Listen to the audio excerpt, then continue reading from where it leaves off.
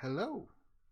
Welcome to the Onyx Path Twitch channel where we are doing Scion 2nd edition character creation with our lovely, wonderful, awesome, amazing story guide, Neil Neil Raymond Neil Price. Raymond Price. See, I knew I was going to slaughter that. I'm Travis Legg. I'm the programming coordinator for the Onyx Path Twitch channel, and I'm going to hand things over to Neil, who is the master of Scion. So thank you for taking the time to do this with us, Neil. Yeah, Master of Scion is an appropriate title for what I am. Lead developer is probably a more accurate title. There are many developers, but I am the first among equals. To my left here is Dixie Cochran, who you may know from the Onyx Pathcast and from some of the Monday morning meeting updates. And why don't you guys just quickly introduce yourselves on the stream here. Jeremy, let's go with you first. Hello, I'm Jeremy Perel, most notably, I guess, from the Scion Athens, Ohio stream back when it was running, and masculine pronouns. Okay. Paige? Sorry, I'll mute myself as I cough. Hi, I'm Paige. I'm known as D&D and Paige online, and I am found on Mondays on Scraticus and Tuesdays on Onyx Path playing Aberrant. So I'm really, really excited to make this character. As soon as the idea hit me, I am like ready to go. Super stoked. Okay, Rachel? Hey, my name is Rachel. I'm a writer-editor living in Los Angeles, and I'm pretty excited to be here because I haven't played 2nd edition, only 1st. You are in the same boat as a great number of people, so do not feel bad. Okay. So for anybody joining the stream who is unsure of the premise of Scion, the idea is you're playing the child of a god in the modern day. Your parents are one of the divinities of old. The world of Scion is much like ours, but it's subtly different. The old religions never really went away, so you can walk down the street and you might see more people wearing, little pendant of Thor's hammer, or you might see like a temple to the Greek gods, in the middle of a city, or that sort of thing. You might see different statues, and it's just a little bit more religiously diverse than it is in our world. One big thing about Scion is that there's no real hiding what you are. There's no like secret mandate to keep your divine nature hidden. For the most part, divine things just sort of fade into the background for a lot of people, but you are openly the child of a god, and you are happy to claim that. Scion's take on history is that basically, if you've said that you're the child of a god, you probably are in history. So, okay, we're going to be doing character creation, and we're going to do hero character creation because origin character creation basically makes you like. Origin character creation is much more for playing your prologue. It's much more for playing your first 1 or 2 sessions just to get your feet on you. Hero's the real meat of it, and you can create a character directly from hero. So we're going to do that. We're going to go right for the meat. Okay. So every single character starts off with a concept. It's the first and most basic element of the character. So each of you think of a short phrase that encapsulates the basic essence of your character, sort of thing you might see in a movie synopsis or the back of a novel. Maybe they're the mercenary to the gods or a high priestess of Santa Muerte. And if you're having trouble thinking of a good concept, try to think of a character in media or popular culture that you might want to emulate, and think about what kind of pantheon and what kind of divinity they might stem from. So, Travis, do you have an idea first? Yes, I think I wanted to do someone that was, a hunter. Mm-hmm. So I'm thinking, for as far as concept, like Hunter of Titan Spawn. Cool. Okay, Hunter of Titan Spawn sounds good. Jeremy, how about you? The phrase I come up with is anthropomorphic cryptid.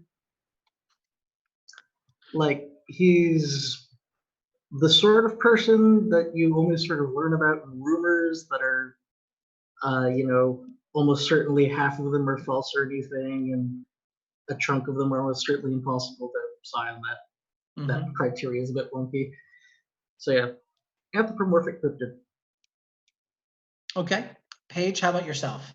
Yeah, I think I'm playing. See if I say this right. Alice, a witch who specializes in herbology and uses it defensively. Okay. Is that the way? Is that a good concept statement? No, that's fine. That's totally fine. Defensive herbologist witch. Okay. Rachel? So this morning, a friend sent me a image about this woman who had like a little collection of succulents that she'd named after each of her friends. And whenever like one of the succulents started doing poorly, she would check in with her friend, and there's always something going on there. And so I think I'm going to make daughter of Breed in the Irish pantheon, sort of along that line. Since Paige is going more healing, I think I'll go more like a fortune teller. Well, I'm going more defensive, less healing, more aggressive.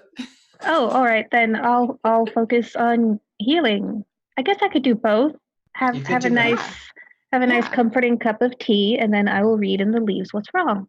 There's definitely multiple ways to do that for a character. Okay. So your next step is going to be to choose a parent and a pantheon for each of your characters.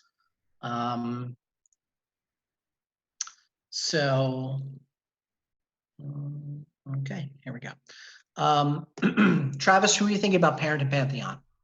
I was thinking Athena for parent, so okay, that would be Theoi, right? Is that? It's true. The Theoi are the Greco-Roman pantheon, and Athena is the goddess of martial victory, I believe, or is that Nike? I don't know. Athena is one of the major goddesses anyway. Jeremy? I'm thinking of going with Sun Wukong, the handsome Monkey King. Monkey King. Which puts him among the Shen. Okay, sounds good. Paige?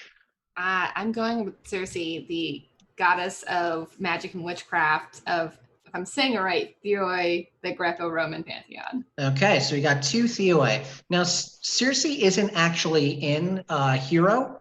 She's going to appear in a later book. But kind of the beauty of the system is that you can very much wing it in terms of what your parents' attributes are, and you really need to choose 3 callings, which we'll get to a little bit later. But I think we can absolutely land on something that'll work for you. That's fine. Rachel, how about yourself? I was looking through the different gods, and I think Breed gives me what I want. Great. And also, I am of Irish descent, so I like playing it that way. Yep. You and me both, although I'm actually Welsh. Don't tell anybody. I'm from all over the UK. I mean, yeah, pretty much anybody is from all over. Yeah. Anyway. Little bit of Viking. Okay. So we should choose 2 deeds for your characters, but I'm actually going to move that to a little bit later in the character creation. That'll probably be one of the last things we do. Deeds are sort of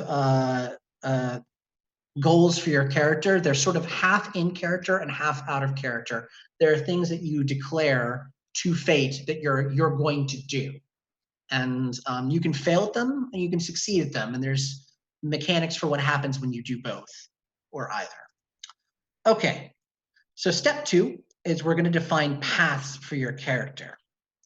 Now, paths represent a series of decisions you've made or experiences you've had over the course of your lives. They're the ways that you define yourselves.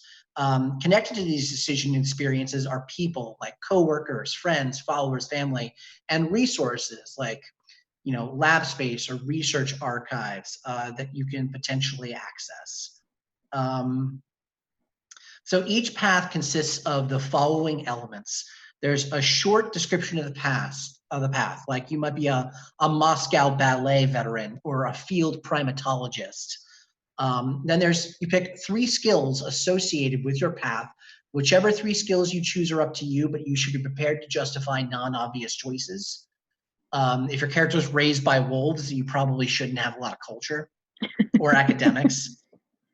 And 2 of the skills you choose for your character's Pantheon path must be the Pantheon skills for that Divine Patron's Pantheon, which I will look up in just a moment for each of you.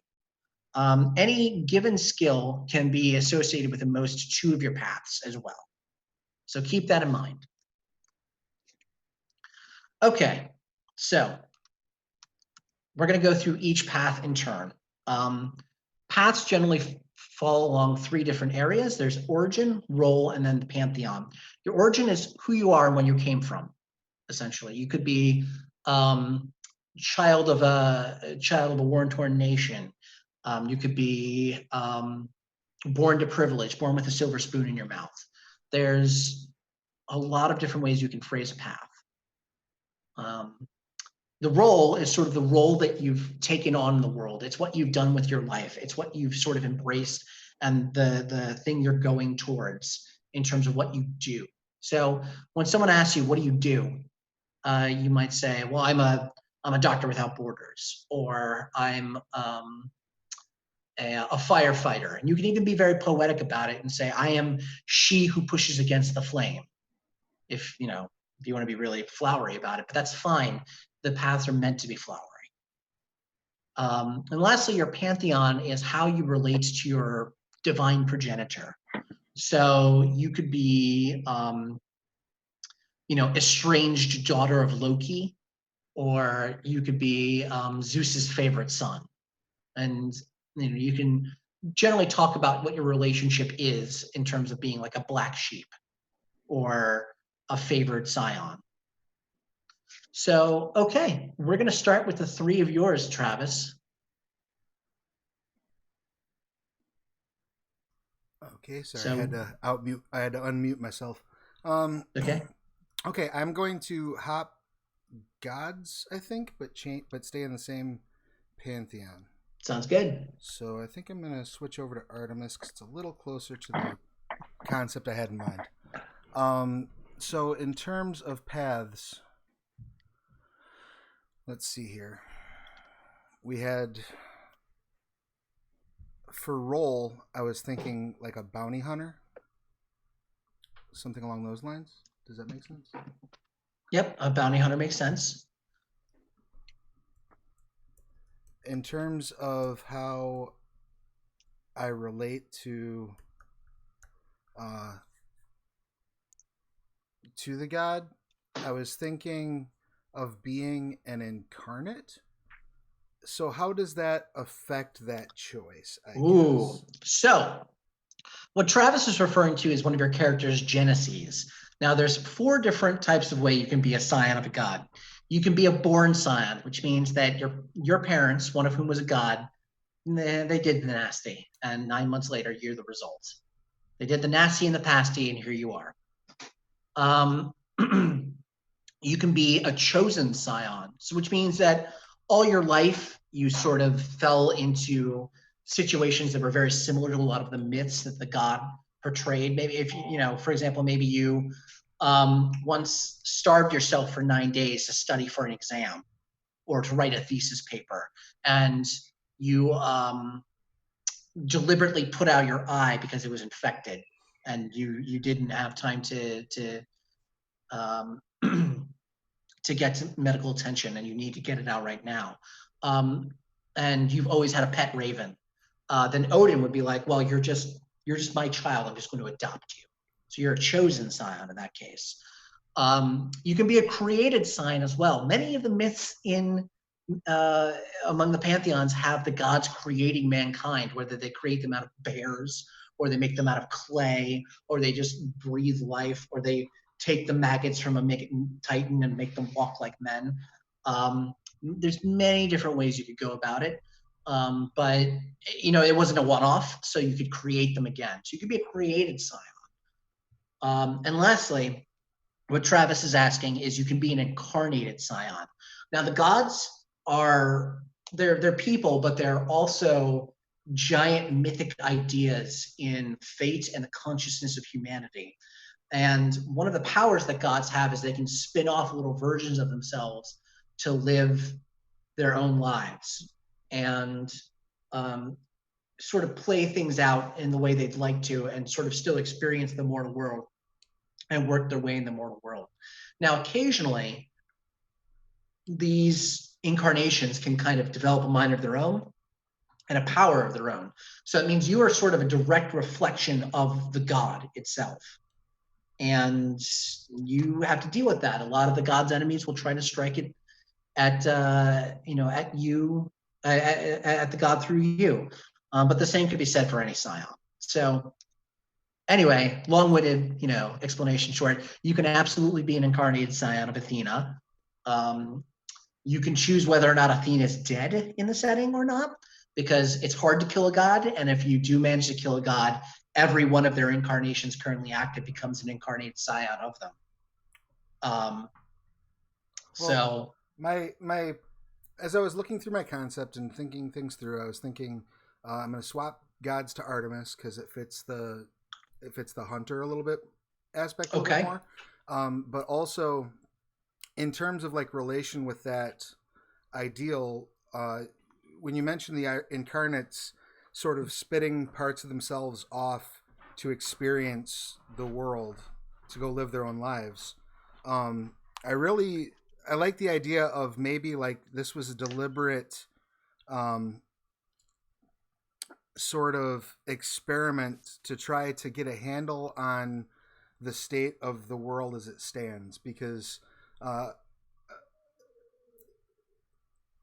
Artemis is very closely tied to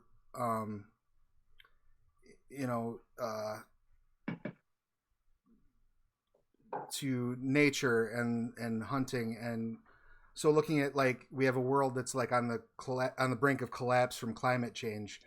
I think maybe she might want to get a perspective on what can be done about this. What's the situation on the ground, and so that might have been like the reason for my creation.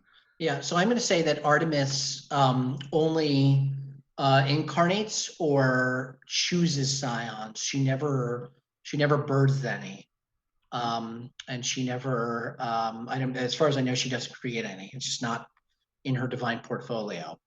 But being an incarnate is perfectly fine. Are you assigned female at birth? Are you feminine presenting?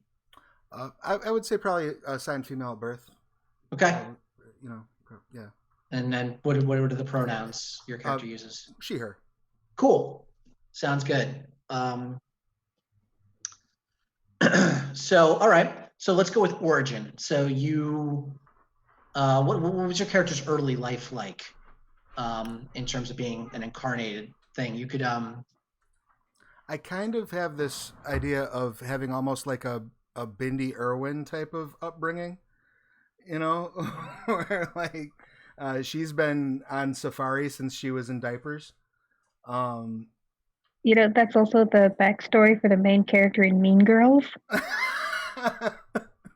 That's true. Well, we've got a pop culture anchor for you right now, Travis. Perfect. You are the main character in Mean Girls, Artemis. That is so fetch. All right, so. Stop trying to make fetch a thing, Travis. Okay, so give me a short phrase that encapsulates that. On safari, since she was in diapers, would be fine. Okay. Do you want to do it one better? How about lifetime conservationist? Lifetime conservationist. Okay.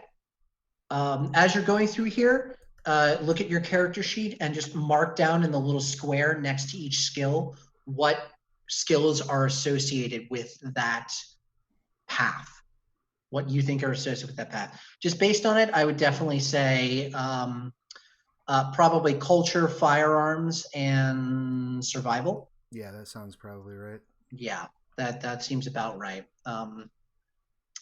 So next is your role. What do you see yourself doing in the party? You said Hunter of Titan Spawn was sort of your raison d'etre. Yeah, and I think that what may have happened is, at some point in her life, she hit the skids, and because of the skills she had acquired through her lifetime of learning how to track and hunt things, she began to apply that skill to tracking and hunting people for in a law enforcement adjacent capacity. So perhaps she is the hunter of the most dangerous game. Right. Sounds okay. Sounds good. That's path number 2. Lastly, how does she relate to the rest of her pantheon and to her divine progenitor? I think she would be very, as far as the rest of the pantheon, hard to say, because I think she would be very focused on that mission, sort of the synergy of what her life experience has taught her so far, with her divine parents' profile, just in terms of spending time among nature, seeing all the beautiful things that are in nature, seeing those things being destroyed, and then going into a life of hunting down the worst of humans, has probably given her a fairly dim view of humanity in general. So she's probably more, she's probably on better terms with her divine parent, and maybe like I could see her being on good terms with maybe like a Neptune Poseidon, those who maybe aren't too fond of humans in general. But beyond that, probably a bit more reserved. So maybe something like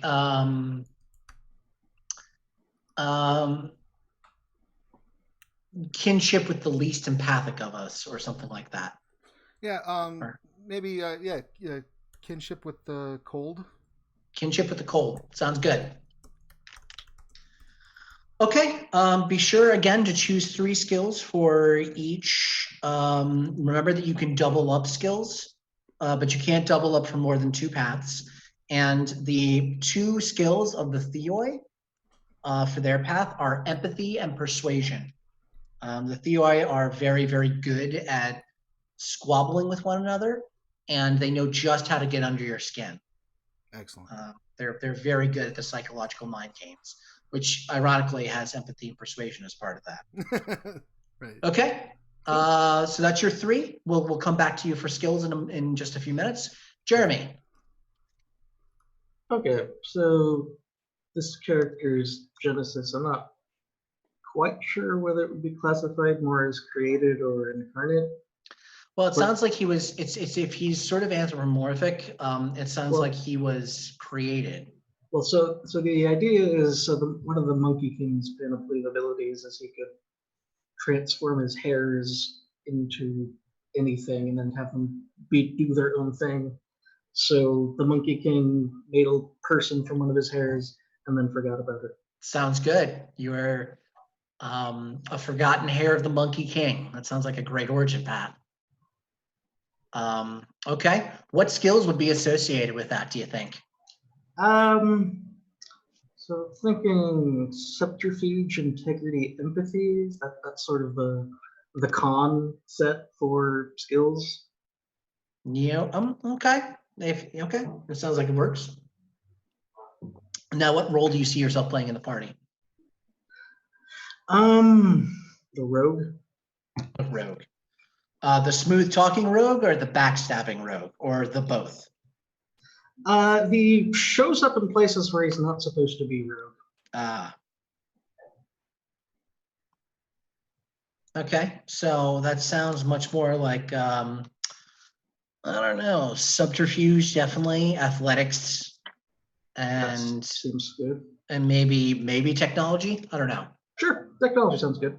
Okay, and lastly, your two path skills for the Shen are going to be academics and leadership. Keep in mind you get to choose a third, and you can double up in any of the skills that you've already chosen.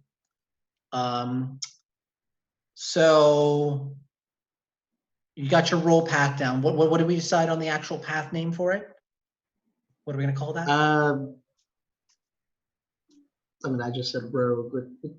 Well, resorting D&D to in places he's not supposed to go. Okay, we'll put that. That's good. Okay, and lastly, we have the way you relate to the rest of your pantheon. You know, the half of the Shen think that the Monkey King is just a barely controlled force of chaos, and they're not actually wrong. So they probably take a somewhat dim view of you. Yeah. Do you prove them right? Do you prove them wrong? Or do you want to prove them right, or do you want to prove them wrong? How do you feel?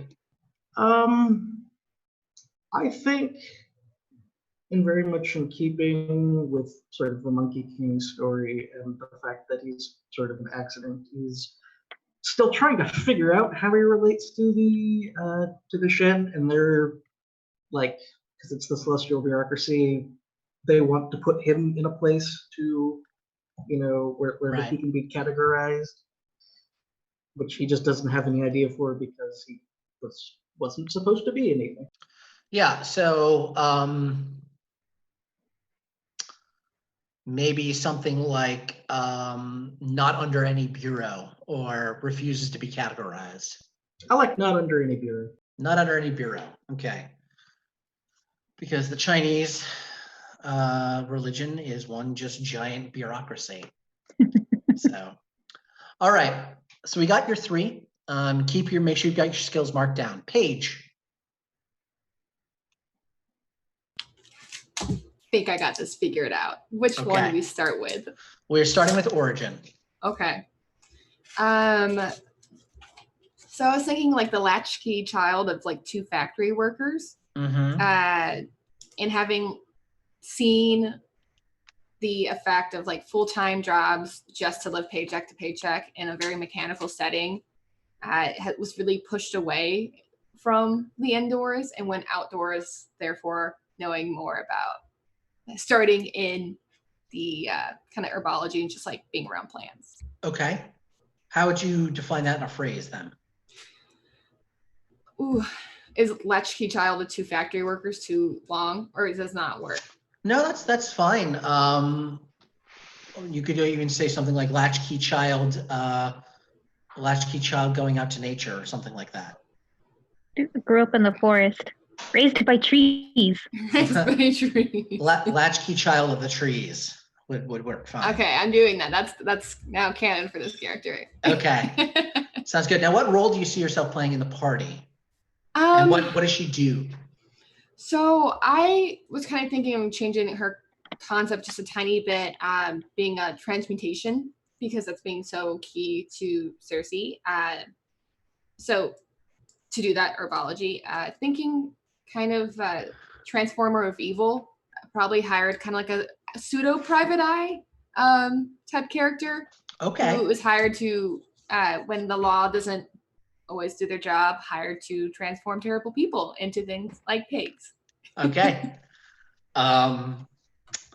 Yeah, for your first path, it sounds like you're a latchkey child, so probably survival.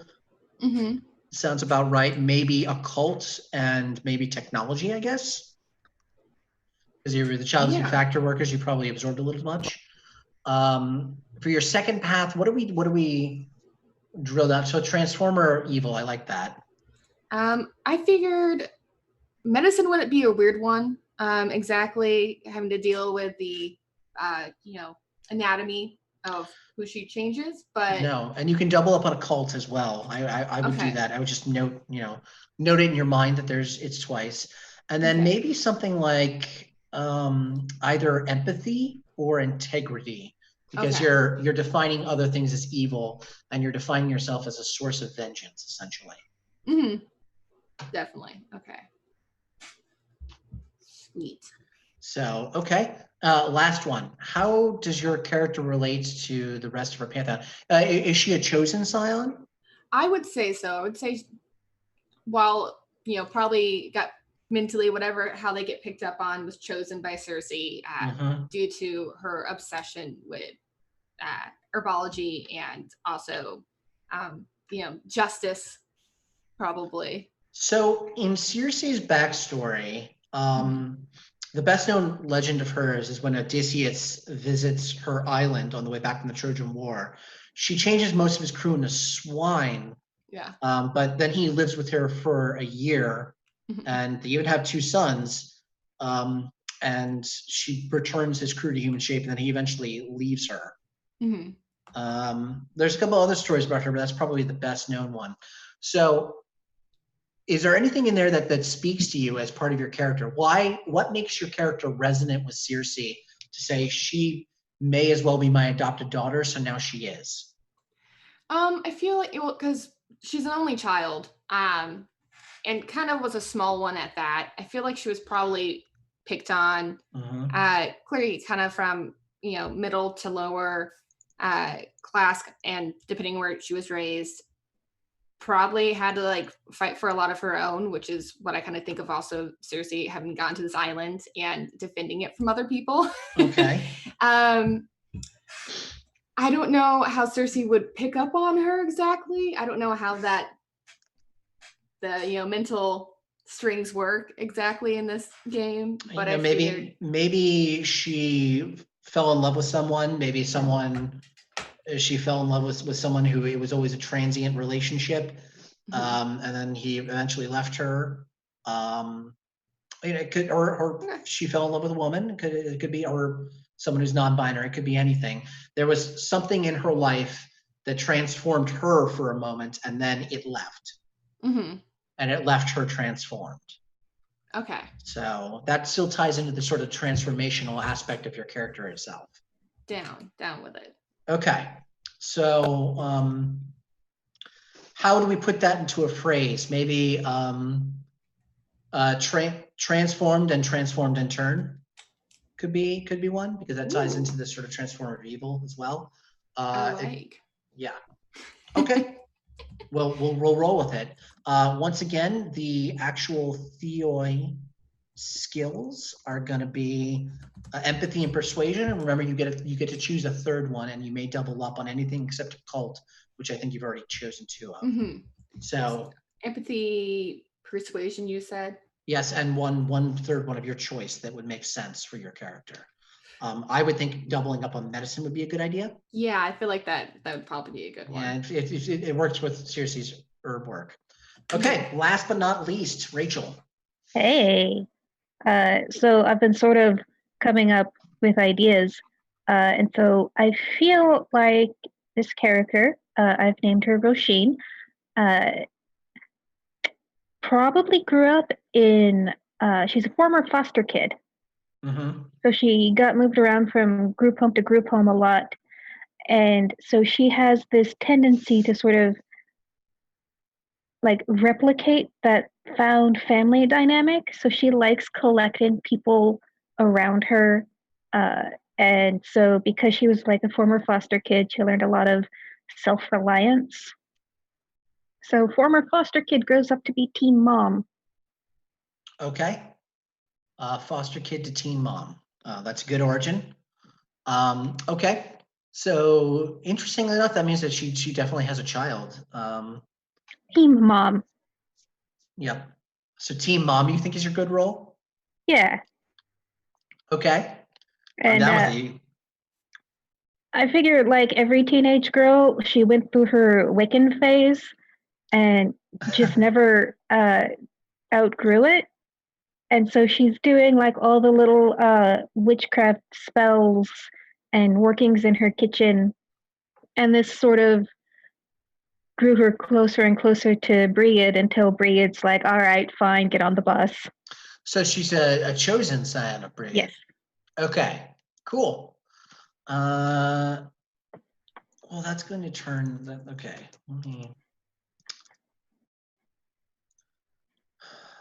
So Brigid is the daughter of the Dagda, who is one of the chief gods of the Tuatha and the red god of all knowledge. She's the wife of Breast the Beautiful, who is one of the Fomorians, the enemies of the Tuatha. So maybe kind of like Paige's character, She was a teen mom. Maybe she fell in love with a very, very handsome, young man, essentially, and they had a child. And let's see who else. Bridget is the goddess who poets adored, not pets. Maybe cats anyway. Maybe your character spent a lot of time around like Wiccan coffee shops and bars that had open mic nights, and she found a lot of songs being written about her as time went on. And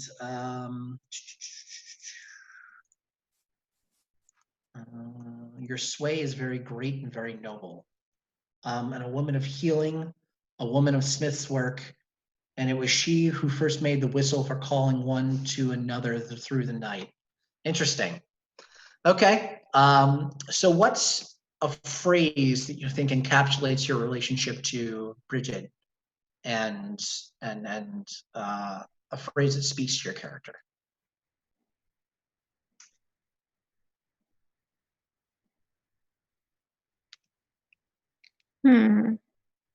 I mean, adopted daughter sounds too simplistic.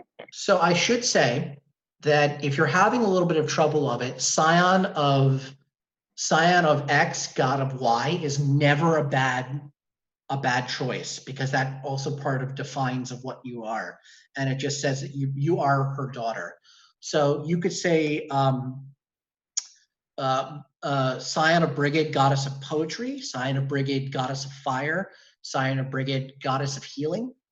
And that sort of itself sort of aspects your character towards where you want it to be. Like, what part of the god speaks to you?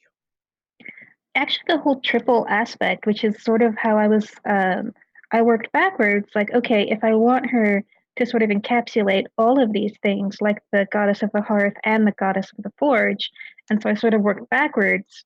Like, oh, well, if she grew up as a foster kid, she would have had to sort of acquire all these skills, and that also puts her in an emotional place where she wants to gather other people around her.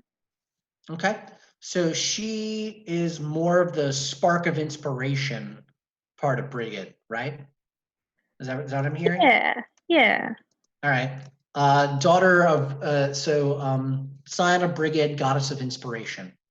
Sure. Sounds good. Okay. Next, we are going to go to skills for each of them. I hope all of you were recording down your skills. Rachel, I forgot to ask you yours, but if you're having trouble, we will work through it. So here's what I want you to do. Do you want me to work through it with you real quick? So I'm thinking empathy is definitely important. Yes. A little bit of a cult to reflect the Wiccan background. So let's do them. Let's do them by path. So your first one is the teen mom one. Yeah. So I don't know. Empathy, subterfuge, integrity, maybe. Yeah. Okay. That sounds pretty good. Actually, instead of subterfuge, I feel leadership is more appropriate. Sure. That sounds good. Your second one is teen mom. What do you feel speaks for that? Maybe empathy again to double it up. Yeah, and probably persuasion, and I think here is where subterfuge fits in. Okay, perfect. And lastly, the two pantheon skills of the Tuatha De Danann are close combat and culture. Mm-hmm. So she can throw a punch, absolutely. And so you choose a third. What do you think would fit best? I think here is where I'll go for a cult. Okay, sounds great. Thank you. Yeah, you said that she had that Wiccan phase, so. Yes. Okay. All right, so we have chosen all of our skills. Now, what I want you to do is I want you to look at your paths and I want you to rank them first, second, and third. And like, what's the most important to your character? what's the second most important, what's a little tertiary. Is where your character came from the most important part? Is what they're doing now the most important thing? Or is their relationship to their parent the most important thing to them? And then rank it down from there. Now, here's what we're going to do. For their primary path, the one that's most important, you get 3 dots in each skill. For your secondary path, the thing that's the second most important, you get 2 dots.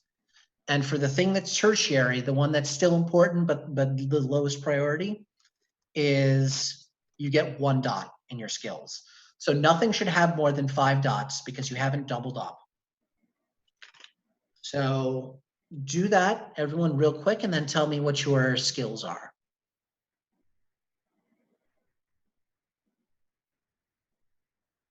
And you question. Yes. So, for example, my primary is my the role path. Okay. So, do I only do the 3 points within the 3 skills I've already decided? Yes, the 3 skills for that path. Okay. That are the ones you put the dots into. But because of the way I said you can't double up on more than 2 paths for a skill, you should never have more than 5 dots in a skill.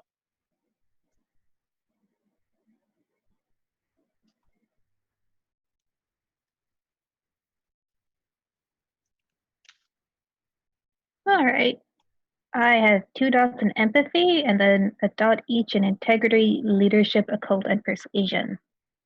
Cool. What do you have 3 dots in? Oh, I thought, oh, never mind. Okay, I misunderstood. I thought we got 3 dots to spread around as we wanted. No. Okay. So it's 3 in each skill, then 2 in each skill, then 1 in each skill, depending on what paths, what skills you chose for the path. Many dots. Many dots. Many Okay. dots. You are very competent. You're the child of a god. I think I've got mine figured out. I did a little bit of shifting around. Sure. I made my primary path the Hunter of the Most Dangerous Game and assigned it Firearms, Subterfuge, Athletics. Sounds So good. those are all 3s. The secondary path was the Lifetime Conservationist with Survival, Pilot, and Medicine. Did I not unmute myself? Oh, I did. Okay. No, you're here. I'm listening. Cool. And then the third was the Kinship with the Cold, which is the Integrity and Empathy, Persuasion are the Theoi skills, right? Yes. Okay. Yeah. So those are all 1s. Okay. So for every skill over 3, Travis, I want you to choose what's called a specialty. And a specialty is just a little area where your character is just a little bit better in that aspect of their skill than others. So if it's, for example, close combat, you might say swords. You're very good at swords. You're great at all kinds of close combat, but swords are your bread and butter. Is it 3 or over 3? 3 or over. Okay. Yeah, and for empathy, it might be something like interrogation or even just listening. Okay. People who often accuse me of not listening, but I never really understand what they're saying. I'm not really. So. And so for athletics, does that cover things like endurance? Would that be like a valid athletics? That's perfectly fine. Yeah, you can be an endurance runner, and honestly, that's incredibly important for a hunter, especially if you're, moving along. Okay, Jeremy, you don't need to tell me all of your skills, but just tell me what skills are over 3, or 3 or over, I should say. Okay, so primary was rule, secondary origin, tertiary pantheon. And the skills he's currently got at 3 or higher are athletics, subterfuge, and technology. Perfect. Paige, how about yourself? I have over 3 in medicine and occult. I have 4 in each. Cool. That actually makes a lot of sense for your character. So, yeah. So I pick a specialty, you said, in each? You pick a specialty in each, Medicine and occult. Occult might be like transformation magics. Okay. And then medicine might be herbology. Yeah, where would you put that on the character sheet? So if you see on the character sheet, you see that big line next to each. Oh, okay, I see. Yep, next to each skill, you just write it in there. I gotcha. If I could spell today, that'd be better. Rachel, how about yourself? What skills do you have at 3 or over? I have empathy at 5, Wow. and then integrity and persuasion at 3. Wow. So you are, yeah. So you're really good at making arguments. Yeah. It's always interesting to me to see the little aspects of the character come out in these sorts of things, and people are like, I never thought about that would be my character be good at, but I guess they really would be. Like, I mean, you can't argue with Mom. She's No. Mom. you can, and she knows you better than you know yourself. So, okay, choose some specialties for that, and then we'll move on to the next phase. All right. For empathy, how about comfort? Sounds good. And then I'm not sure what to put down for persuasion or integrity. Integrity, maybe you could choose something like stubbornness or something like that. Like you said, you can't argue with Mom. Yeah. Persuasion, maybe persuasion just arguments, or persuasion is even maternal orders. Like your mom tells you to clean your room. There's no real. You can't really get out of that. I like maternal orders. I'll take that. Maternal orders. Okay. Yep, that and stubborn. All right. Sounds great. Okay. So we have our skills chosen. So next we're going to go down to attributes, which you can see down on there.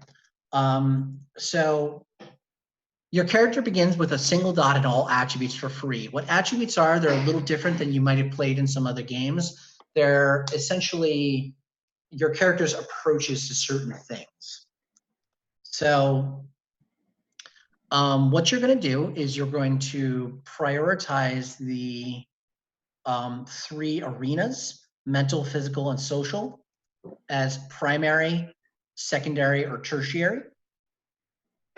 And then next, you're going to choose one of the 3 approaches, power, finesse, or resilience, to be your primary approach. Like, do you see your characters more forceful? Do you see them as a little more cunning, as a little more indirect?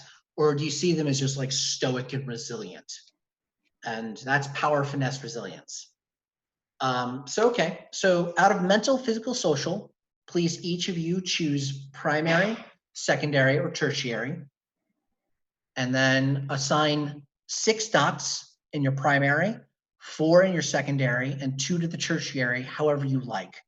No attribute can go higher than 5, and keep in mind that when you choose an approach, it's going to get 2 additional dots. So everyone clear? You guys all clear on what you're doing?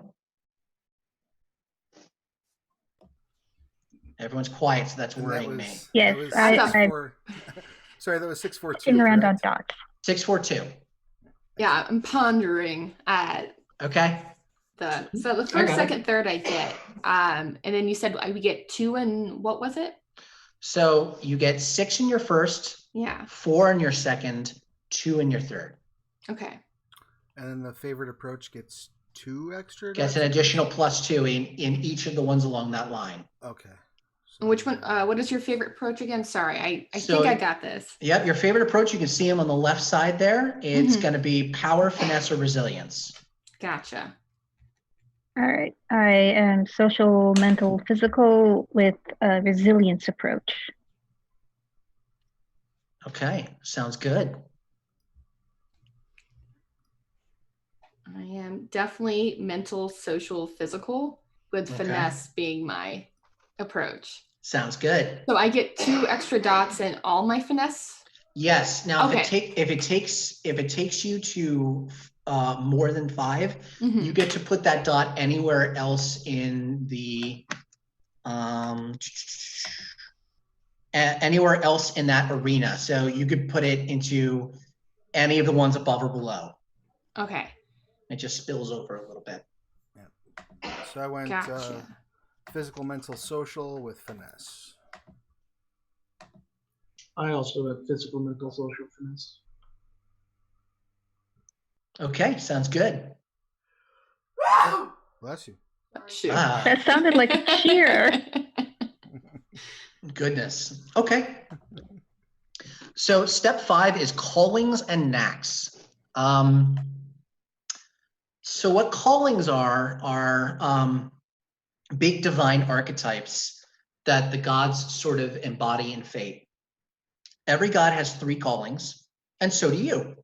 Your callings generally correspond to the aspects of your character that you've laid down. So they generally correspond to a path of each.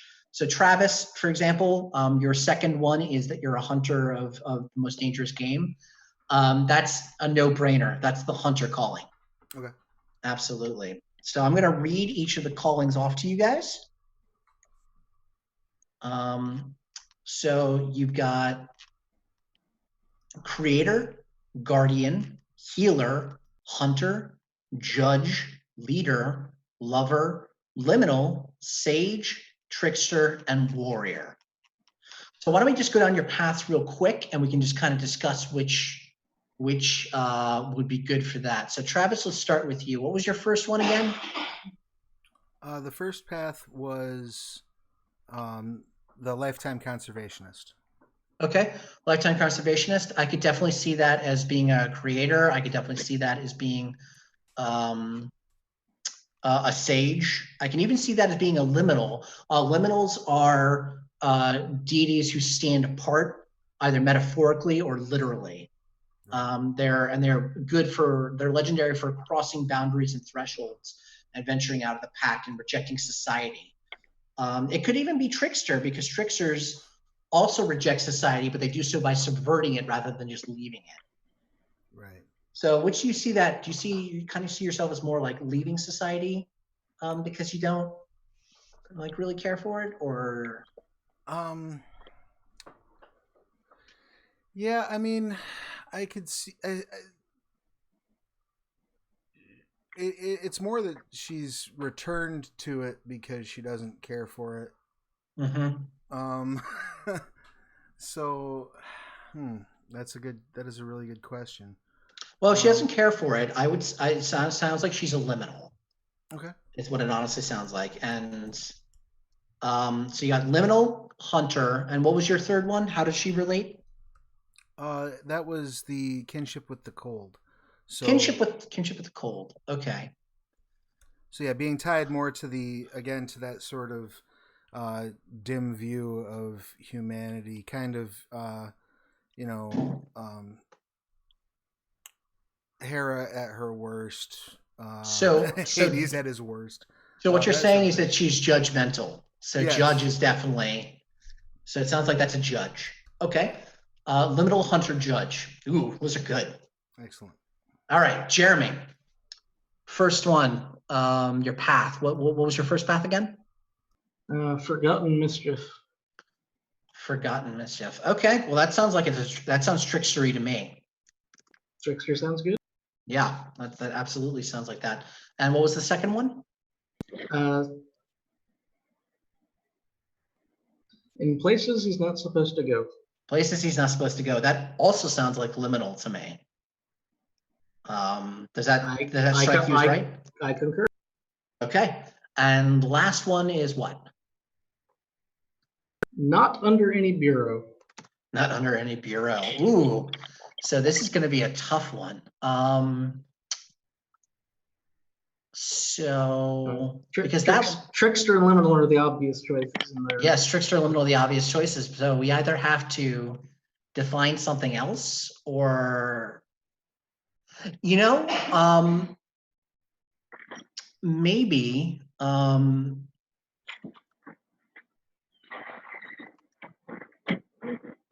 maybe sage. The Sun Wukong is the great sage equal to heaven, and he thinks he's more clever than anybody else.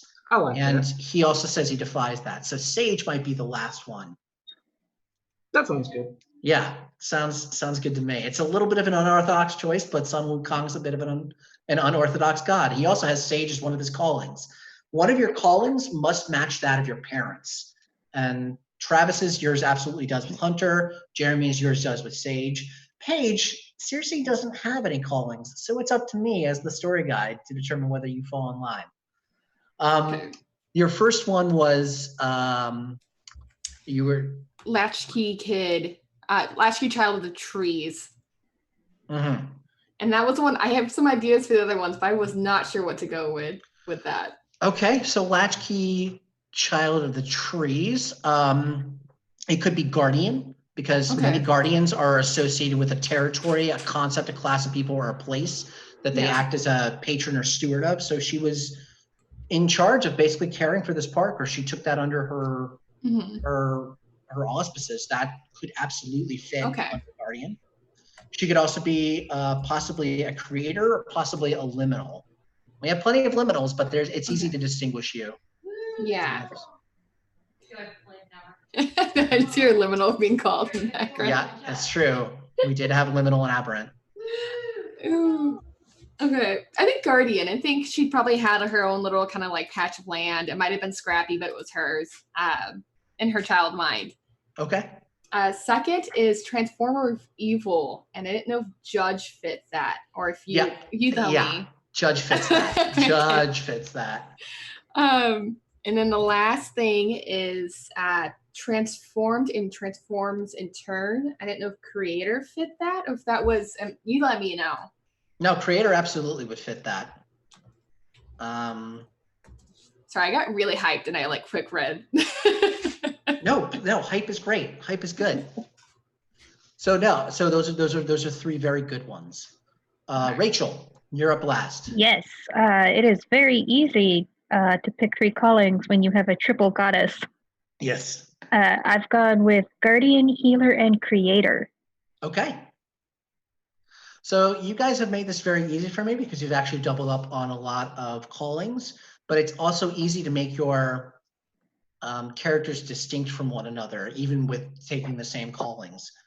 So, all right, we are going to go to the next stage in character creation. So, okay, so you've written the callings down on your sheet, hopefully, down where it says callings at the bottom on the lower left.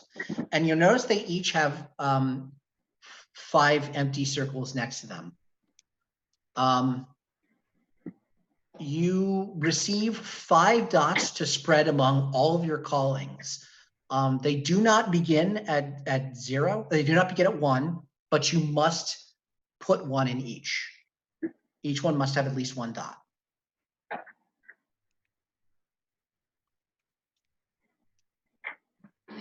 So you can either put 2 of them at 2, or all of them at 1 and 1 of them at 3.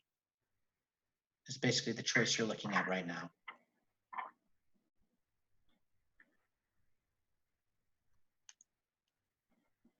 Okay, I've gone 2-2-1.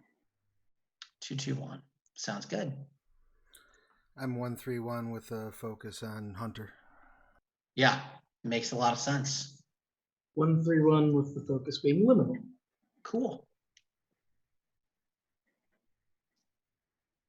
I did 1-2-2 adds up, right? I'm not crazy.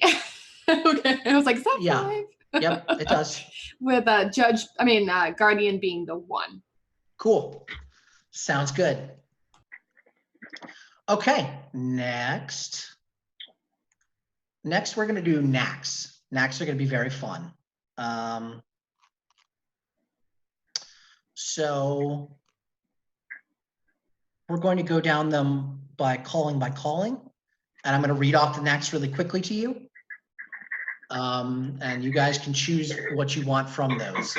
So there's 1, 2, 3, there's 4 Knacks that are universal. You can put them in any calling. You can choose 1 Knack per dot of calling that you have, and they sort of like reside in that calling.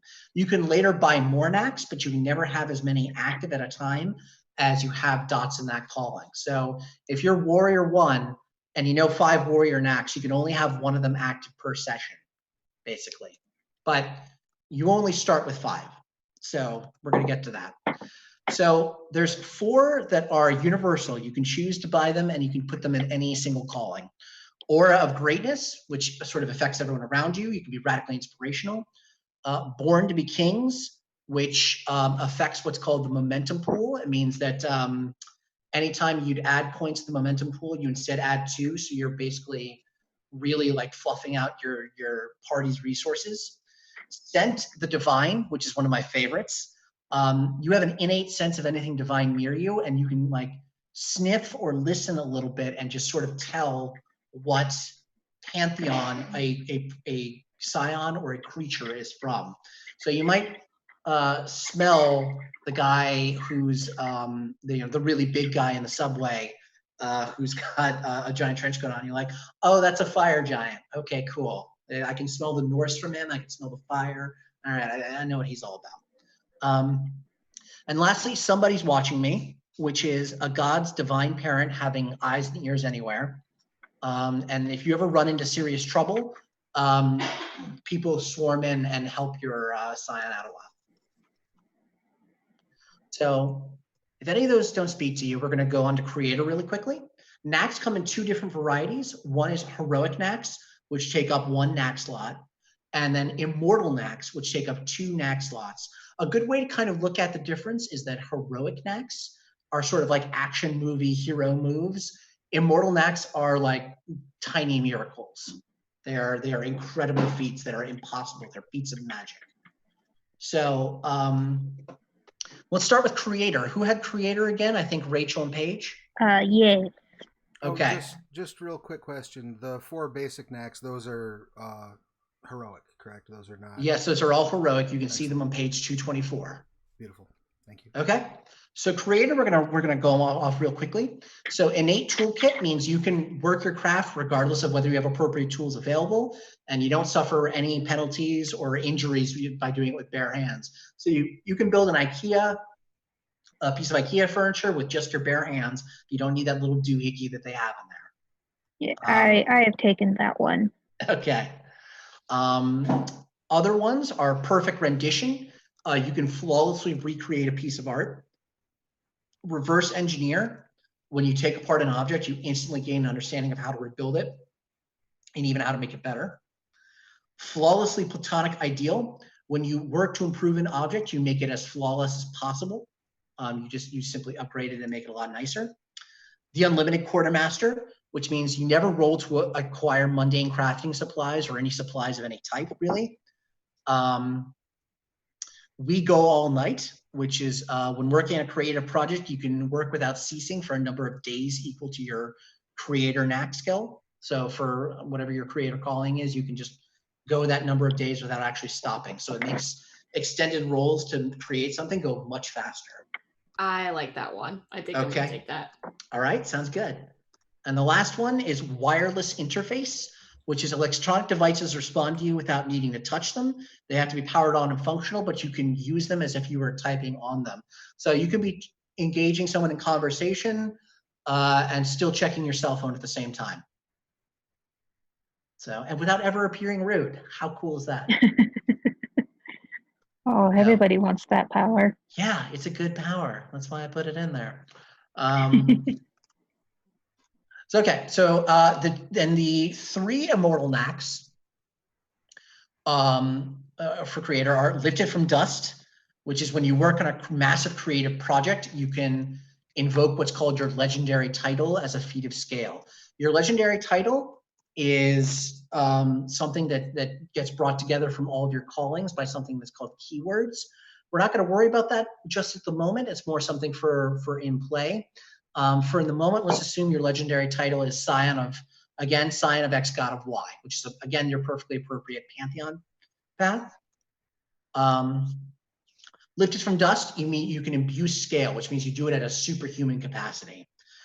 Raise the Pillars of the Earth, which when you make a skill roll, you can create a small building, structure, and monument in a matter of minutes, which grows from nothing but rocks and dirt. You're just shaping it together into something. And lastly, there's Touch of the Muses, which is immortal. When working on an artistic project, double the successes earned on each roll made by an artistic partner, and you can lend the benefit to yourself as well. Paige, I know you took We Go All Night for that, but you might want to consider Touch of the Muses because that fits in with a little bit more with your character. Okay. And so that takes 2 Knacks slots, so that's gonna max you out. Yeah. Okay. That seems about more in keeping with your character. Okay. Okay, Rachel, did you choose your 2? I only put 1 dot in creator. So then never mind then. Then you're yes, good. So I'm going with innate toolkit. Sounds great. Okay, next, who's got healer? I do. Okay, you do. So healer, their Knacks are the bare minimum, which you're always able to safely tend to someone's wounds, even if you have no sanitary medical tools available.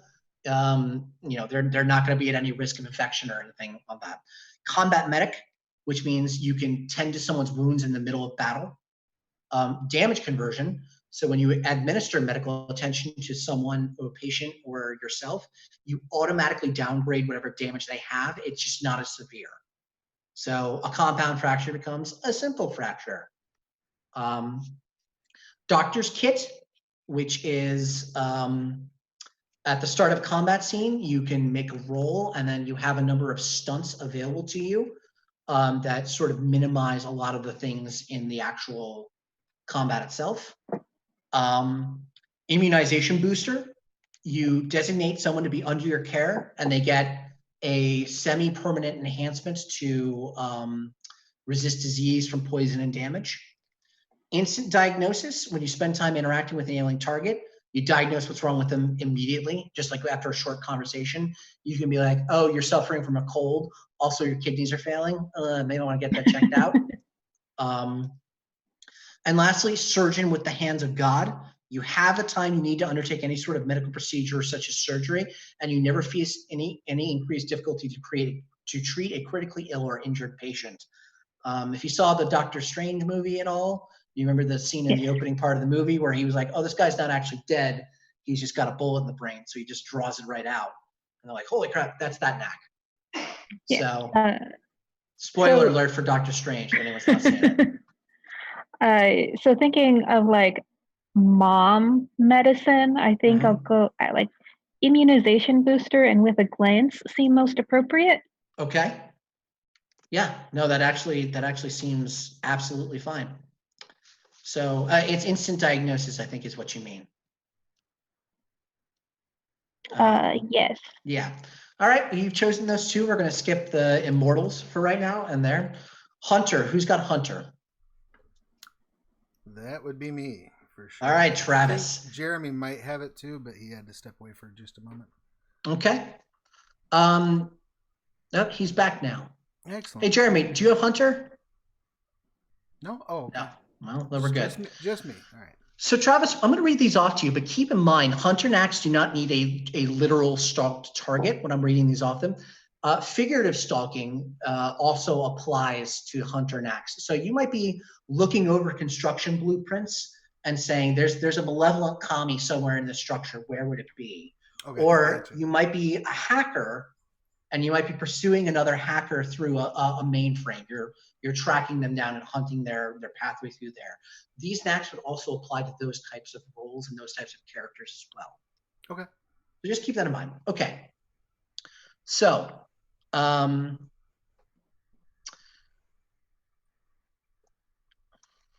give me 1 second. Sure. So the first Hunter Knack we're going to talk about is called Most Dangerous Prey.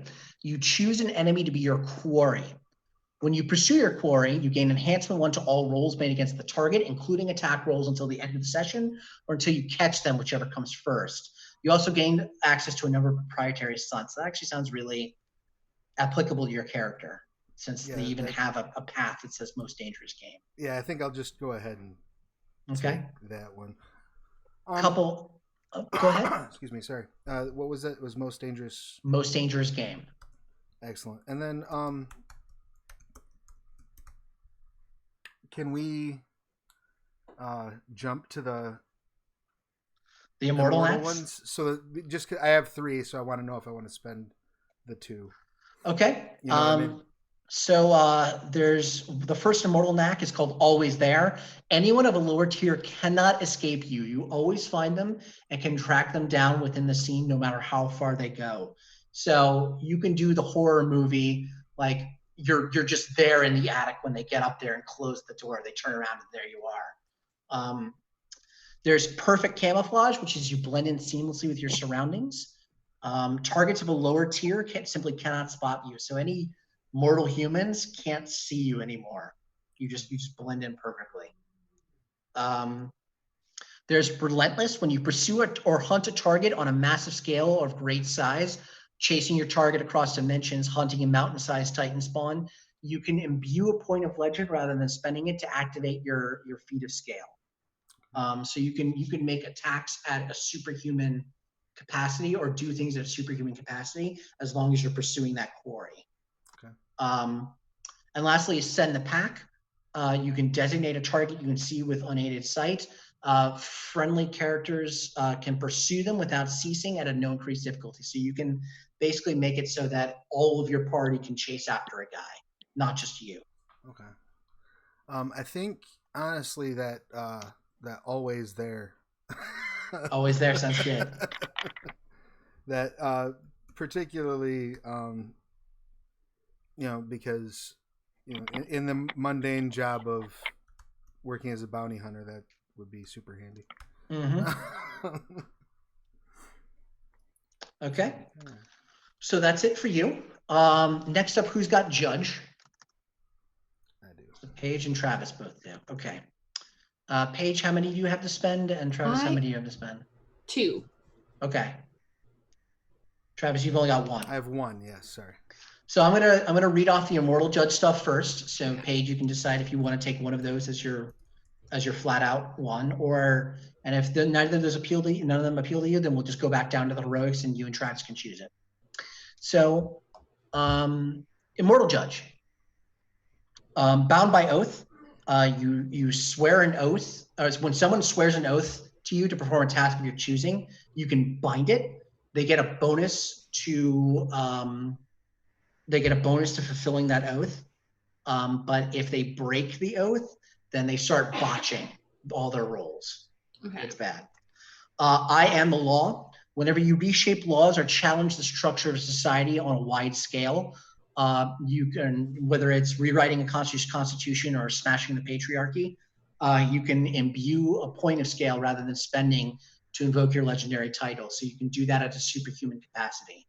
Okay. As long as you're doing it as Circe. And actually, honestly, smashing the patriarchy seems pretty in character for her. Yeah, I'm really leaning towards that. I'll hear the other ones, but I'm probably going to take I Am the Law because I'm here to smash patriarchy. Okay. The pain of dishonesty. Spend momentum. Anyone who directly lies to you suffers injuries.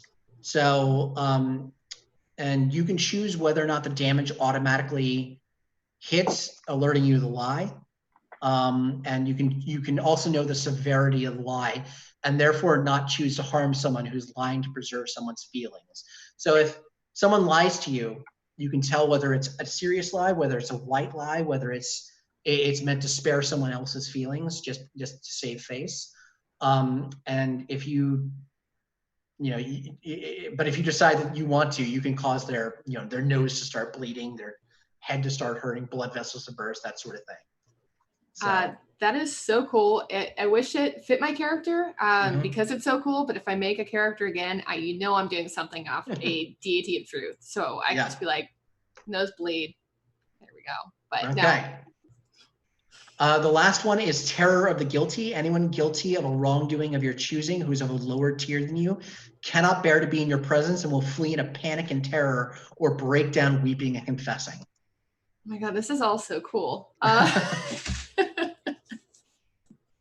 I think I'm the law, or I am the law. Okay. Sounds good. Travis, I'm going to write off the heroic judge next. And you may even go for the first one off the bat. Eye for an eye. When you suffer an injury, you can spend momentum and inflict the same injury on the target that attacked you. Yep, I think that's going to be it. I am going to tentatively choose that. Okay. There are other liminals among the party, correct? Yes. Because I'm going to listen in on the liminals. If I hear something that really grabs my attention, I might swap out eye for an eye. We're still on Judge, first off. Right, but I have Sent to the Divine, Right. which is currently occupying my liminal dot. Cool. So that's why I'm saying I'm going to grab this for Judge, but unless I hear something really neat for liminal, in which case I'll swap out Sent to the Divine. Sounds good. So we don't have any leaders in the party, so we can skip over that. Liminal. Jeremy, do you have 2 dots in liminal or 1 dot? You've got 3 dots. Okay. So I'm going to read off. I'm going to do what I did for Paige. I'm going to read off the Immortal Knacks first, and then we're going to go through the Heroic Knacks real quick. So Immortal Liminals, enforcing a boundary. You can make a Knack skill roll, and on success, you create a barrier of force that protects you and all allies within short range of you. It's essentially a magical ward or force field that stops people from coming in there. The long road to anywhere, you can make an extended journey without stopping, but you must rest upon arrival. You can make a journey of any length and you will get there, essentially. When you arrive, you can also ask hospitality of anyone of a lower tier than you, and you can make them suffer bad luck if they refuse you. Pierce the Veil. When you cross boundaries on an epic scale, whether you're descending into the afterlife or you're trying to break in somewhere, you can imbue a point of legend rather than spending it. So you, again, whenever you're trying to cross a boundary, you can imbue superhuman force to do so. And then step sideways. Whenever you take a move action, you cross the distance instantly. You ignore hazardous and difficult terrain and cross distance. So you just basically poof and you appear. Well, I think I like step sideways. It's pretty much. And now I'm here. Surprise. Yep. Okay, I'm going to read off the heroic ones. So beyond memory, you fade from memory after an interaction. Anyone trying to describe you, recall details of your interaction has to suffer an increased difficulty to their role. Complete privacy. You reinforce the importance of personal boundaries, which is very important in any kind of relationship. But any interactions you take cannot be listened in on. Your lips can't be read. Your phone can't be tapped. So so no one can spy on you without you knowing it. Experienced traveler. When you travel to a new place, no matter how remote, you quickly pick up the social mores and behaviors along with enough of the language to get by. You just intuitively understand it. Flatlander. Whenever you make a close combat thrown or ranged attack, you can choose a number of stunts from it, including like knocking someone out of the fight, causing someone's perception of time to slow down, or reducing the distance between you almost instantly. Neither the minute nor the hour. You make a prediction about the details of your target's inevitable death. It does not have to be a true prediction either, but it immediately unsettles them and they have an increased difficulty for the rest of the scene. And the last one is Unerring Delivery. You send a message via another person. It could be a stranger you choose on the street or a spirited ghost of your pantheon to someone, and you send it, the message arrives in an instant and it can't be tracked. Oh, and the last one is Unobtrusive Visitor. Whenever you observe or infiltrate a location where you do not belong, you can spend momentum and blur the line between what is expected and unexpected, and you take on the aspect of someone unassuming and invisible, a janitor, a gardener, a housekeeper, etc. That sounds like that's actually pretty in keeping with your character because he gets into places he doesn't belong. Am I wrong? I think I'd actually like to go with Beyond Memory because that sort of plays into the cryptid thing where no one can quite figure out what his deal is. Okay, sounds good to me. So next we're gonna go Nobody Has Lover, I don't think. Sage. Okay, Jeremy, you got Sage. Rachel, do you have Sage? I forget. No, I don't. No, I have Guardian Healer Creator. Did I skip Guardian? I think so, but I already picked my Knacks. Oh, what did you pick for Guardian? Talisman and Warning. Oh, okay. I also have Guardian, and I peeped, and I totally picked mine too. I picked. What did you pick? Tell us. A Purpose. I felt that was really fitting, having the ideal that you choose, fighting like fight for your love or fight for love and justice. And I was like, justice. Here for some justice. Okay. And a talisman allows you to bless an object that for someone you wish to protect. And a warning means you can sense the presence of danger before it emerges. So those both actually very much fit your characters. So good work. Sage, Jeremy, how many dots of sage do you have? 1. So we're just going to do heroics. So blockade of reason is you can readily deflate the arguments of hucksters and con men with a sharp application of reason. Master of the world is one of my favorite knacks. While inside a field, which is just a standard type of location that's contiguous, it could be a bar, it could be a football field, you may define up to 3 points of enhancements or complications or a combination of each that you can access. So you might be able to say, there's a shotgun behind that bar, or the floor over there is weakened, and you just define it and it's true. Palace of memory, you can recall past events you've experienced or studied flawlessly. Presence of magic, you always know whether you're near an object or place of true or magical sacred power, and you can sort of, you get a bonus to rolls to figure it out. Office hours, when someone approaches you with a problem that you can solve, you gain +1 enhancement to resolve it themselves if you work through them on a solution, so you basically aid someone else. Omniglot translation, whenever you converse or read in a foreign language, your communication is flawless without trace of an accent.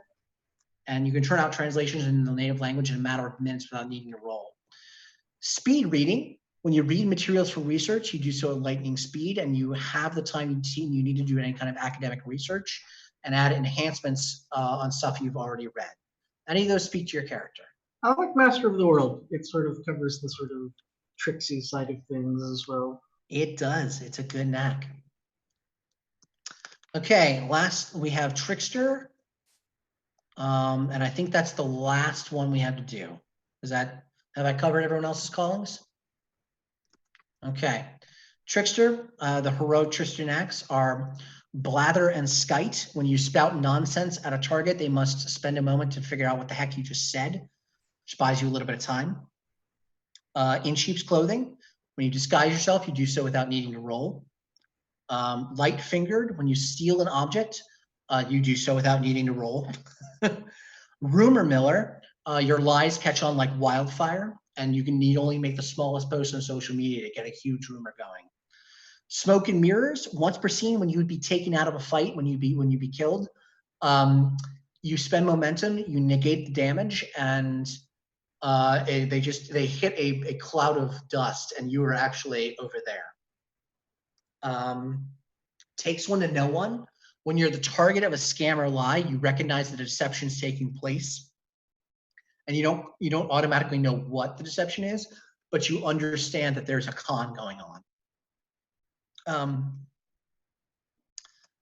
Wasn't me, which I think is the one Paige was talking about earlier, which is when you do something with legal or social consequences, you can delay the consequence by transferring the blame to someone else of the same or lower tier. I think I like wasn't me. It's when it causes trouble, I can at least get a head start. Okay. So congratulations, guys. You've chosen your knacks. Yay. I think we're running out of time. Travis, we stop at 6. Yeah. So we're, 30 minutes out, I think, from wrap. Okay. So I don't know how much more ground there is to cover. There's a little bit, but so you guys get 7 dots to allocate to what's called birthrights. These are magical gifts that your parents have given to you, or that you've sort of forged a connection with. And we're going to be very quick when we go through these. The 4 birthrights are follower, creature, guide, and relic. So a guide is a sort of a guide is a member of your pantheon or someone in the world who's kind of taking you under their wing. Follower are numbers of mortal followers at your command, or even supernatural followers at your command. A creature is like a magical creature of great prowess, like a Pegasus or even a Minotaur as your personal muscle. And relic is an item of divine power. Now, relics are interesting because they also give you the ability to get purviews. So do guides, in fact. Purviews are elemental aspects of the world that are big, tremendous miracles. And we will choose the boons that people want. So in the interest of expediency, because we only have half an hour or so, why don't you just sort of describe to me if any of those kind of appeal to your character, and we'll sort of go from there. Does your character have someone who's taken them under their wing? Do they have an item of magical power or of legendary mythic status, like a fragment of Thor's hammer or something like that? Do they have a lot of followers in the world, or do they have some sort of magical creature that accompanies them? So Travis, any of those speak to you? Sorry, go ahead. Oh, yeah, go ahead. Oh, can we pick more than one? You absolutely can. You get 7 dots. They go up to 5. I was going to say, if I could have possibly some sort of a companion animal that would help with the hunt. I don't know what might necessarily be relevant to the Pantheon. Well, if thinking of Artemis and thinking of Assassin's Creed Odyssey, bears are probably the most frightening thing around. So we're going to go with creature 1 as a bear. Boof, Sweet. You got a bear. Awesome. I can live with that. And then I was thinking maybe I have mom/my bow as a relic. Okay. Relics are built through a fairly complex system that we do not have time to get into. Sure. Not complex, but we just don't have time to get into it entirely. Let's just assume it gives you an additional purview for right now. Okay. So we'll get to that a little bit later. Jeremy, what speaks to you? So some sort of relic, most likely, either something relating to Sun Wukong's size-shifting pillar, though you could honestly just kind of have anything that he stole would work as well. Okay. I could have sworn we statted up the actual Rougean Gai Bang, I think it is, the staff that grows, but I guess we didn't. We'll have to put that into Demigod. Okay. That can be as much or as little as you want, but we'll assume that one grants you 1 purview as well. Paige, anything speak to your character? Yes. Cersei's known as having a wander staff. Mm-hmm. It's supposedly the first mention of wands in Western writing. So I feel like a relic would be really key. Sounds good. Potentially either followers, the people she has helped, maybe. Okay. As the other 2 points. Sounds great. Okay, sweet. Okay. So we've gone through birthrights at lightning speed. Next, we're going to choose what are called boons. Boons are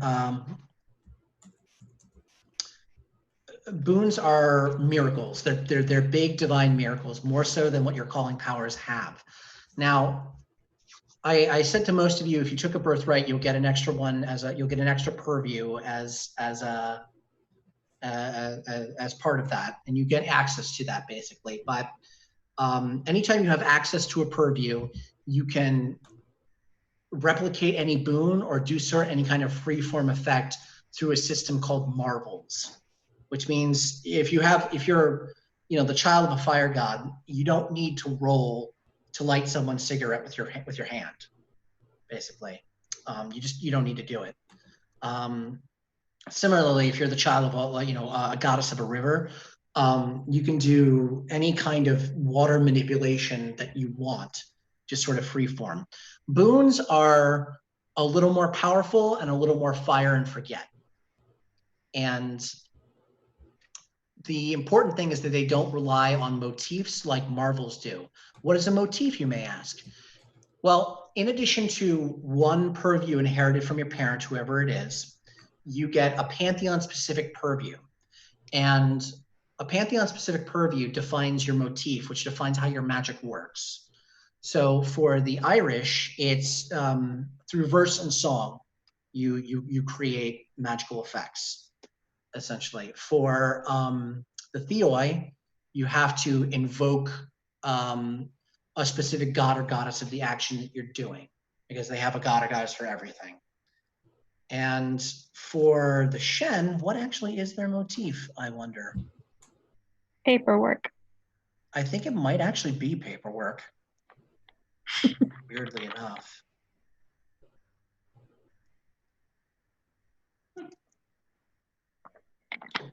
Well, we'll find that out in a minute. But anyway, you guys get you get to choose 2 boons per. You get to choose 2 boons at Legend 1 at character creation. So, and you get to choose one that comes from your parent, or one that your purviews give you access to. And Pantheon specific purviews, besides granting you a motif, also have distinct boons to them. So Paige, we're actually going to start with you. Okay. Looking through there, because I actually think that the Theoi one fits yours especially. Your character could probably pick up fertility or wild purviews and boons going on, because those both have to relate with certain times of blessing and curses. They both have to relate with herbology. They both have to relate with this or that. But the Theoi signature purview is actually metamorphosis. And it's, you know, the mythos is replete with tales of transfiguration, whether their gods are turning, you know, other things into other things all over the place. And it seems like you're especially a master of that. Okay. So the first boon in metamorphosis is change shape, which is you take on a form that's symbolically associated with one of your other purviews. And also transfigure, which is you transform another character into an animal or similar animate form, as long as it doesn't completely prevent a character from acting. So you can't turn them to stone, but you can turn them into a pig. I was supposed to say, there's going to be a lot of pigs. Yeah. Yeah. So do both of those speak to you? Do either of them speak to you? Both totally do. Okay. Transfigure obviously is like, yes. Yeah. So yeah, inherited from Circe, I definitely say that fertility is probably one of them. And if you said you took another relic, then you probably have access to wild as well, for example, for your herbological connections. Okay. So you can change shape into anything that, a lot of plant related type things, a lot of like natural edifices or stuff you could just become. Okay. So if you want to become a rock wall, you can do that. So I can do like flora and natural things. Yep. Okay. Yep, you can. And yeah, you can. Zeus drew on all of his associations with the sky purview to become all sorts of birds. He became a shower of gold at one point. He became a bull at another point, and I think he actually sired some of his children in all those forms. A little weird, but you know, beyond the scope of our game. Okay. Rachel, you were saying your character wanted to be more a little bit in the fortune telling type area? Yeah, so I'm looking at the fortune purview, and that looks interesting. Yeah, it definitely does. So Bridget, her purviews are artistry, poetry, fertility, fire, forge, and health. So because none of the purviews match fortune, it needs to be something you get from your relic. So Okay. your relic could be like just like some sort of fortune telling aid, you know, like a Ouija board, tarot card, probably something more Celtic. I was thinking an enchanted teapot. Okay. Read the fortune in the tea leaves. Sounds great. Sounds perfect. Relics also grant motifs. So if your motif of of saying things through verse and song doesn't quite work, then you could resort to reading the tea leaves to work your magic. She probably has like a little poem. She says, like, as she turns the cup over on the plate, some couplet to invoke the fortune telling magic. Okay, so in terms of fortune, fortune has 3 boons in there, and you can choose 2 of them if you like. Of the 3 of them, there's divination.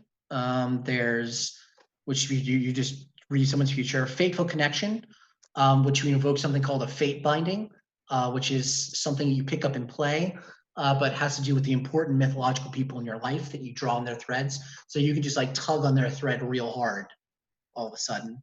And the last one's called 9 lives, which your luck is strong enough to survive impossible odds and deadly firefights. So Definitely divination. I think also fateful connection. okay, sounds very good. So that's your 2. Jeremy? So Sun Wukong is interesting. Sun Wukong's purviews are epic strength, epic dexterity, epic stamina, artistry, opera, beasts, monkeys, chaos, deception, journeys, and war. I love the opera one. He's actually the patron of the Beijing Opera House, and that's why he has that. And they even have like a guy in costume as Sun Wukong all the time. So it's weird, but it's super cool. I'm gonna go the obvious route here then, journeys. So journeys. Do any of the others speak to you? Or it doesn't need to be one off the list either. I mean, epic dexterity certainly covers some deception and chaos, and to some degree, but I think journeys among that list is the strongest candidate. Okay. Well, you don't need to choose just one. So why don't we do one from epic dexterity and one from journeys? How's that sound? Sound good? Okay, cool. Yep, that works for me. All right. All right. All right. So we'll start with epic dexterity. Okay. The purview defines the prowess of gods who are renowned for their speed, agility, and precision, and elevating mortal action to feats of legend. So the first one is called the Falling Star. Oh, for those at home, I actually completely forgot to mention this. Every single purview provides what's called an innate power. And that's just something you have automatically if you have access to that purview. And specific purviews also have access to that. So for example, the innate power of fortune is you can sense the presence of fate bindings when you interact with someone. You know that they're tied to someone else in some certain way, and then you can divine that. For the Shen signature purview is called Tian Ming, which is means the mandate of heaven. Your innate powers, you ignore all complications from bureaucratic delay, corrupt officials missing paperwork, long lines at the DMV or anything. You just ignore them. They just vanish for you. The metamorphosis power, your mutable nature lends itself to disguise. You can conceal your identity by any means. Trigger the characters automatically fail to see through your disguise. And the Tuatha one is you get a geas, which is a sort of magical compunction that prevents you from acting a certain way, but gives you lots of momentum and other things. Anyway, totally beyond that, but the epic dexterity innate powers, so long as you continue to move towards a destination, you walk, run, or leap with effortless grace.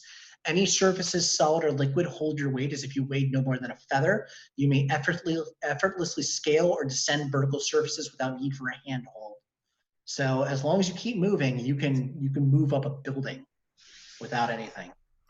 I have a Sounds good to me. Quick question for you about that. If you Yes. gain access to those purviews by virtue of having a relic, do you gain those basic abilities with the purview as well? Yes, you do, even if you don't choose a boon within them. Excellent, cool, thank you. So, and you can choose more than one purview. We're just if you have a relic, some relics give 2 or even 3 purviews, but I'm just simplifying it for the purposes of we have 15 minutes left. For sure.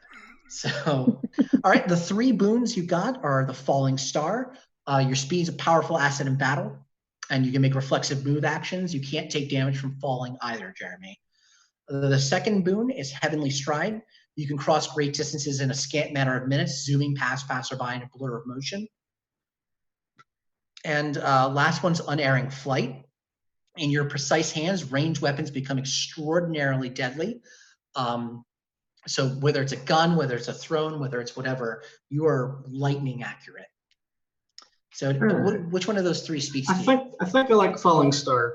Okay, you don't take damage from falling.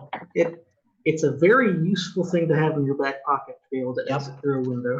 You can leap off a skyscraper and you will land gently on the street and without even breaking stride.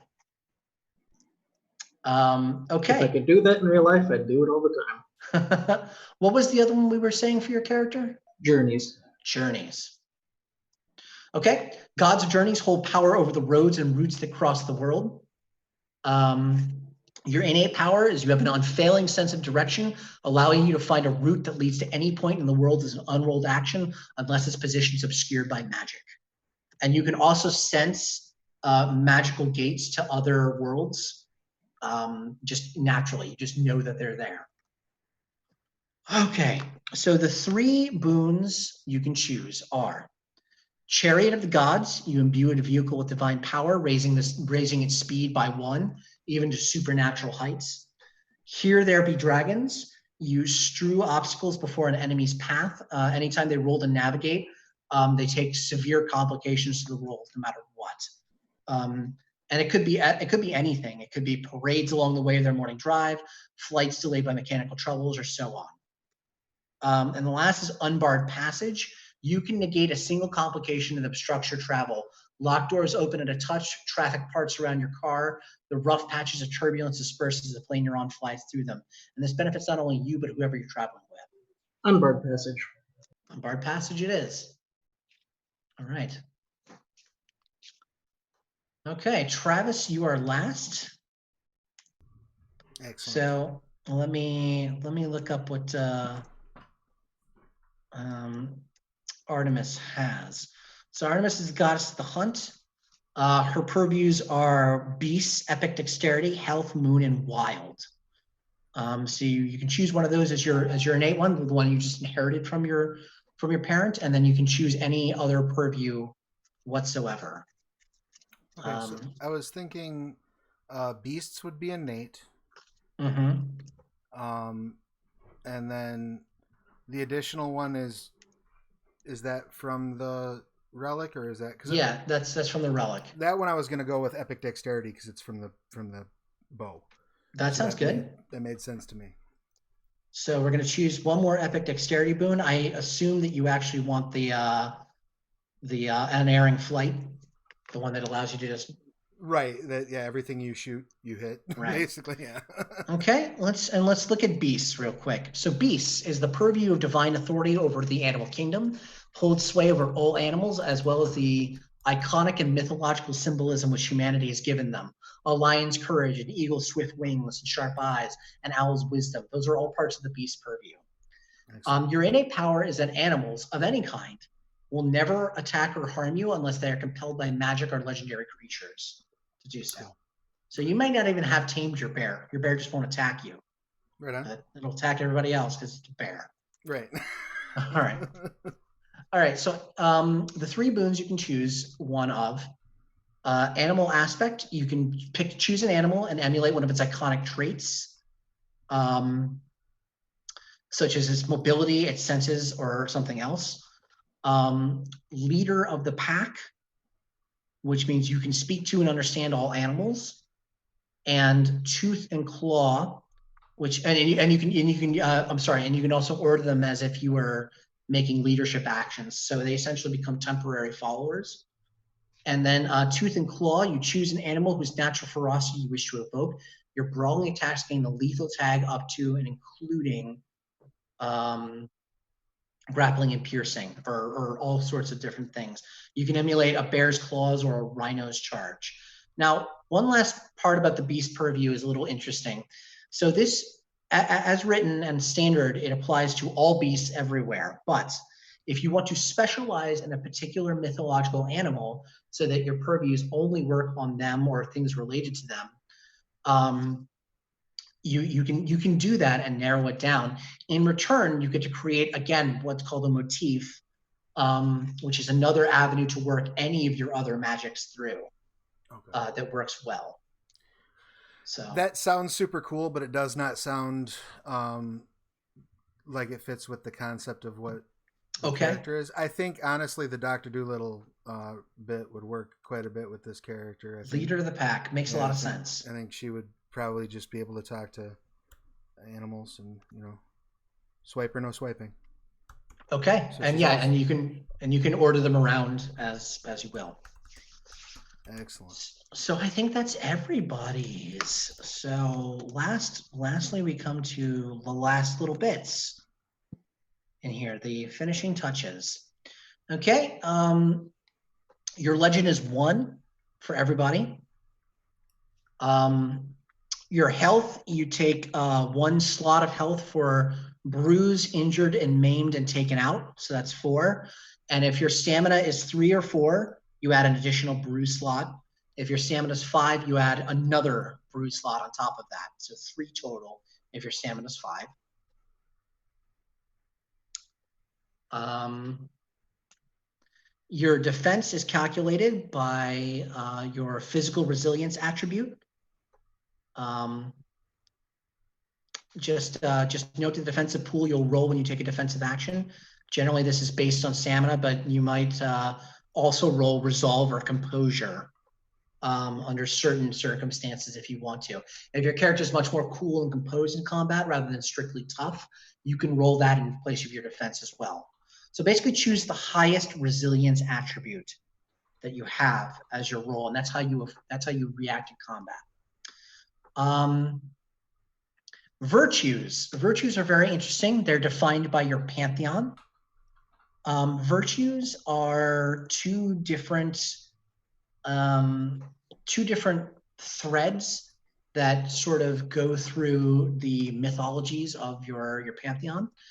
And your character has to kind of balance them in their lives, and they go back and forth between one or the other as things go on. So Rachel, for the Tuatha De Danann, honor and prowess are the 2 virtues that you have. Honor is strength of character. Prowess is strength of arms. So usually you have to kind of choose between one or the other a lot of the time. For the Theoi, your 2 virtues are going to be, Travis and Paige. Your 2 virtues are going to be egotism and kinship. So essentially, how selfish you are and how selfless you are, because everyone's your family in Greek mythology. And for the Shen, the 2 virtues are going to be yin and yang. Yin is more subtle, gentle, patient. Yang is more bold, powerful, charismatic. So you shift between the 2 as you go through. So, okay. So virtues are all chosen.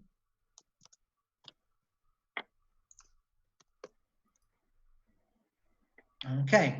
Now, lastly, you get 5 extra skill dots and an extra attribute dot. You can put those skill dots anywhere you like. You can't take a skill over 5, but you just get them. You get an extra attribute dot to put wherever you like. Again, nothing can go over 5. And you can either choose 2 additional knacks or 4 additional points of birthrights at this point in character creation. We won't go over that real quickly just because we don't have enough time. So, okay, and that finishes the mechanical aspects of your character, but now it's really a good time to think about the things about your character that make your character a character, not just a bunch of dots in their sheet. What do they look like? How do they dress? Who are their family and friends? Look at their paths and think of the different connections and people in their lives that they might have. If you're a latchkey kid, maybe you have someone you talk to on the internet every day when you came home from school, or a bus driver who left you off there. If you were if you're a teenage mother, maybe you still know the woman at the free clinic who told you were pregnant. You've kept in touch with her all these years. Maybe that is an aspect of your character's paths and connections that might arise later in game as they're talking to them. So yeah, that actually covers it. Yeah, guys, we made it just under the wire. Woohoo! This was fun. How do you guys feel about your characters? How do you feel about them? Oh, this is a lot of fun. This is awesome. I'm I can't super wait to play happy it. with. Yeah, I think it's super fun. I think I accidentally made the main character in one of my favorite web serials, but that's cool. Yeah, that's fine. No, that's fine. That's sort of how things go. Yeah, I am pleasantly surprised with some of the directions that the character took, actually, because it just in answering some of these questions, and that's one of the things I really love about story path character creation is in examining some of these questions. Some ideas became very clear about what direction the character should go. Yeah, and that's very different than what I expected. So. Yeah, and that's sort of the intent of it is forcing you to really define the character as you go along, and also defining your character's connections to other people, because no person's an island, and story path sort of inhibits you from making lone wolf loner characters naturally, because you have to be connected to other people. Right. Yeah, a tabletop role playing game of one is not necessarily a fun time. Well, I would be happy to run you guys through any kind of game. If this were a standard session 0, as we call it in Scion and a couple other games, I would run you each through a quick little scene and what's called a prologue, and talk about how you all know each other, how you get together. We would define some of your fate bindings. Like I said, those specific ways that people in your lives relate to you. We would talk about that a little more, probably for another hour or two, but we don't have it, so we're not going to. Oh, excellent. Yeah. Well, that does bring us right up to time. Good timing. Okay. We will. I'm certain we will see these characters in action at some point. We'll coordinate offline to figure out the final details of how that will work. A couple of I guess just quick bits of station business I want to address real fast before we get everybody to give their final introductions, and if everyone will let us know as well where we can find them online and what else they have going on. I do want to let everybody know that this Halloween, all of our regular programming is going to be suspended. We're going to be doing a bunch of rebroadcasts. If you've missed a few things, we'll be re-showing those. You might even see Dixie's smiling face playing something on Halloween. We'll see how that goes. Well, as we're doing some rebroadcasts. So just a FYI, there will be no new programming on Halloween. So keep an eye on the schedule that goes up on Monday, so you can see kind of what we've got planned for the week. That being said, I will hand it over to. I guess Let's start with Neil, since Neil's the man of the hour, to tell us who you are, what you do, where we can find your things, and all that good stuff. I'm Neil Raymond Price. I am the lead developer of Scion 2nd Edition. You can find me at Burnt Neil, Neall, on Twitter. And to my left again is Dixie Cochran, editor of all things Onyx Path, and one of the 3 hosts of the Onyx Path cast. Excellent. And next up, Jeremy, why don't you tell us who you are, what you do, and where we can find you, please? Again, I'm Jeremy, and I don't really have much of a online persona outside of this. But if you want to see Scion Origin characters in play, you can check out the Athens, Ohio broadcast on the Onyx Path YouTube channel. Indeed. Next up, Rachel, why don't you let us know who you are, what you do, and where we can find you, please? Hey, my name is Rachel. I do things with words and games in Los Angeles. I do editing, I do writing, I do a bunch of stuff. You can find me on Twitter at Stolen Flyers, but I hate Twitter, so I never use it. So I also have a Facebook page, also called Stolen Fires, which I also never use, but I should get back into that habit.